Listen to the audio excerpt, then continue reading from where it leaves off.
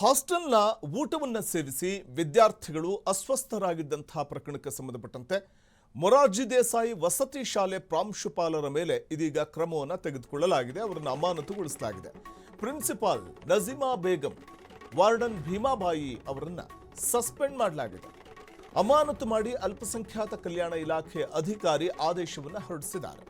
Principal Najima Begum ಮತ್ತು warden Bhimabai ಇಬ್ಬರನ್ನು ಕೂಡ ಸಸ್ಪೆಂಡ್ ಮಾಡಲಾಗಿದೆ. ಕಲಬುರಗಿಯ ಚಿತ್ತಾಪುರ ತಾಲೂಕಿನ ದಂಡೋತಿ ಗ್ರಾಮದಲ್ಲಿ ಇರುವಂತಹ ಮೊರಾರ್ಜಿ ವಸತಿ ಶಾಲೆಯಲ್ಲಿ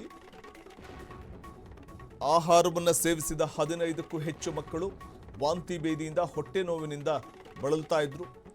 ಅದು ತಕ್ಷಣವೇ ಅವ್ರನ್ನ ಹಾಸ್ಪಿಟಲ್ಗೆ ದಾಖಲು ಮಾಡಲಾಗಿತ್ತು. ಹಾಸ್ಪಿಟಲ್ನಲ್ಲಿ ಮಕ್ಕಳಿಗೆ ಚಿಕಿತ್ಸೆಯನ್ನು ನೀಡಲಾಗಿದ್ದು ಇದೀಗ ಚೇತರಿಕೆ ಕಾಣ್ತಾ ಇದೆ ಮಕ್ಕಳ ಆರೋಗ್ಯದಲ್ಲಿ.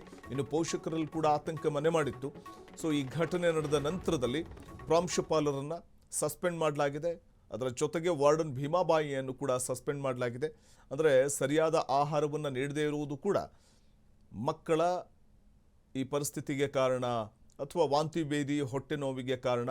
ಕಲುಷಿತ ನೀರು ಸೇವನೆ ಮತ್ತು ಆಹಾರ ಕೂಡ ಸರಿಯಾದ ರೀತಿಯಲ್ಲಿ ಉತ್ತಮವಾದಂಥ ಆಹಾರವನ್ನು ನೀಡ್ತಾ ಇಲ್ಲ ಅಲ್ಲಿ ವಿದ್ಯಾರ್ಥಿಗಳಿಗೆ ಅನ್ನುವಂಥ ಆಕ್ರೋಶ ವ್ಯಕ್ತವಾಗ್ತಾ ಇತ್ತು. ಅದರ ಬೆನ್ನಲ್ಲೇ ಪ್ರಾಂಶುಪಾಲರನ್ನು ಮತ್ತು ವಾರ್ಡನ್ ಭೀಮಾಬಾಯಿಯನ್ನು ಸಸ್ಪೆಂಡ್ ಮಾಡಿ ಆದೇಶವನ್ನು ಹೊರಡಿಸಲಾಗಿದೆ. ಅಲ್ಪಸಂಖ್ಯಾತ ಕಲ್ಯಾಣ ಇಲಾಖೆ ಅಧಿಕಾರಿ ಈ ಆದೇಶವನ್ನು ಹೊರಡಿಸಿದ್ದಾರೆ.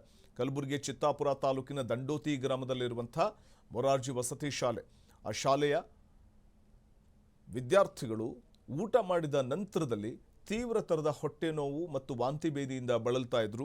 ಸುಮಾರು 15ಕ್ಕೂ ಹೆಚ್ಚು ವಿದ್ಯಾರ್ಥಿಗಳು. ಕೂಡಲೇ ಅವರನ್ನು ಆಸ್ಪತ್ರೆಗೆ ದಾಖಲು ಮಾಡಲಾಗಿದ್ದು ಚಿಕಿತ್ಸೆಯನ್ನು ನೀಡಲಾಗ್ತಾ ಇದ್ದು ಮಕ್ಕಳ ಆರೋಗ್ಯದಲ್ಲಿ ಚೇತರಿಕೆ ಕಂಡು ಬಂದಿದೆ. ಆದರೆ ನಿರ್ಲಕ್ಷ್ಯವನ್ನು ತೋರಿದ ಮಕ್ಕಳ ಆರೋಗ್ಯದ ಕಡೆಗೆ ಗಮನ ಹರಿಸಬೇಕಾದಂಥ ಆ ಒಂದು ವಾರ್ಡನ್ ಇರಬಹುದು ಅಥವಾ ಪ್ರಾಂಶುಪಾಲರು ಮಕ್ಕಳಿಗೆ ಕೊಡುವಂಥ ಊಟದ ಕಡೆಗೆ, ಅಂದರೆ ಯಾವ ರೀತಿ ಗುಣಮಟ್ಟದ ಊಟ ಕೊಡ್ತೀವಿ, ಯಾವ ರೀತಿ ಗುಣಮಟ್ಟದ ನೀರನ್ನು ಮಕ್ಕಳಿಗೆ ಕುಡಿಯೋ ನೀರನ್ನು ಸಪ್ಲೈ ಮಾಡ್ತೀವಿ ಅನ್ನೋದರ ಕಡೆಗೆ ಹೆಚ್ಚು ಗಮನವನ್ನು ಹರಿಸದಂಥ ಆ ಒಂದು ವಸತಿ ಶಾಲೆಯ ಪ್ರಾಂಶುಪಾಲರು ಹಾಗೂ ಈ ವೇಳೆ ಅಲ್ಲಿನ ವಾರ್ಡನ್ ಇಬ್ಬರನ್ನು ಕೂಡ ಅಮಾನತುಗೊಳಿಸಲಾಗಿದೆ.